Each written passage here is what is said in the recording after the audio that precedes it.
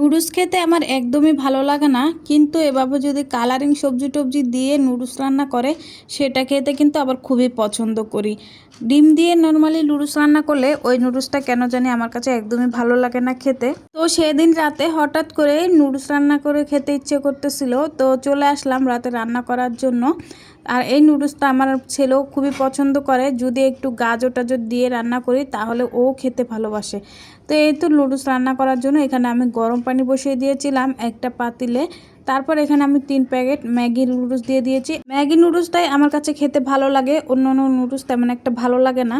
তো এই তো 3 প্যাকেট নুডলস দিয়ে দিয়েছি। এখন এটাকে আমি সিদ্ধ করে নিব।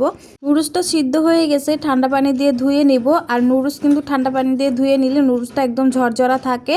আর যদি ঠান্ডা পানি দিয়ে না ধুয়ে এভাবে রেখে দেওয়া হয় তাহলে কিন্তু নুডলসটা এক জায়গায় জমা হয়ে থাকে, মানে দলা পেকে যায়। যাই হোক, এখানে একটা কড়াই বসিয়ে দিয়েছিলাম চুলায়। তারপরে এখানে ছোট ছোট মুরগির মাংস পিস করে নিয়েছিলাম। মুরগির মাংস দিয়ে রান্না করব আজকে, ডিম দিব না। তো মুরগির মাংস আর গাজরটা আমি একসাথেই দিয়ে দিব, ভেজে নিব। অন্য আর কোনো সবজি ছিল না, সবজি থাকলে অন্য সবজি দিলেও কিন্তু খেতে ভালো লাগে। 2-3 রকমের সবজি দিয়ে গাজর দিয়ে নুডলস রান্না করলে আমার কাছে এটা খুবই ভালো লাগে খেতে। বাট আজকে কোনো সবজি ছিল না, শুধু গাজর ছিল আর মুরগির মাংস দিয়েই রান্না করব। তো মুরগির মাংস আর গাজরটা আমি ভেজে নিয়েছি কিছুটা সময়, আর অল্প একটু লবণ দিয়ে দিয়েছিলাম, ঢাকনা দিয়ে কিছু সময় ভেজে নিয়েছি। তারপরে এখানে একটা স্বাদে ম্যাজিক মশলা দিয়ে দিয়েছিলাম। তো এই সবগুলো দিয়ে এখন আমি আরও একটু সময় ভেজে নিয়েছি। ভেজে নিয়ে এরপর এখানে আমি নুডলসের মশলা দিয়ে দিয়েছি। তো একে একে আমি এখানে সব কিছু এখন অ্যাড করব। তো এই যে আমি নুডলসের মশলা, ম্যাগি মশলা, হালকা লবণ সব কিছু দিয়ে আমি সবগুলোকে কষিয়ে নিলাম, মানে ভাজি করে নিলাম। এখন কিন্তু ভিতরে সব কিছুই ঢুকে যাবে।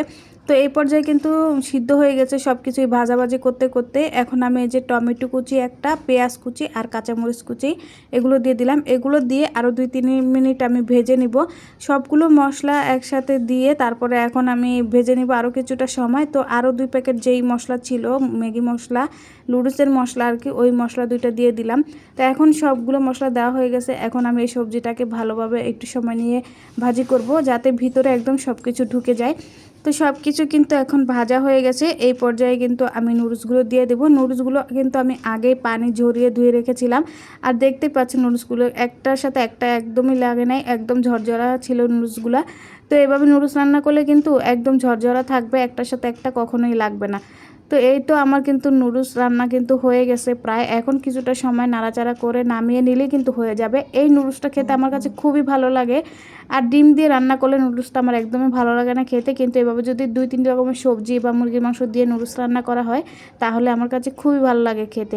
তো কে কে এভাবে খেতে পছন্দ করেন অবশ্যই কমেন্টে জানিয়ে যাবেন। আর এই নুডলসটা রান্না কেমন হয়েছে অবশ্যই জানিয়ে যাবেন। আপনারা কে কীভাবে রান্না করেন। সব থেকে সহজ রেসিপি হচ্ছে নুডলস রান্না করা, একদম সহজ পদ্ধতিতে কম সময়ে নুডলস রান্না করে ফেলা যায়।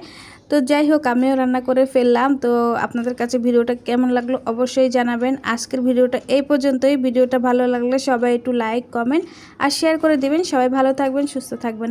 আল্লাহ হাফেজ।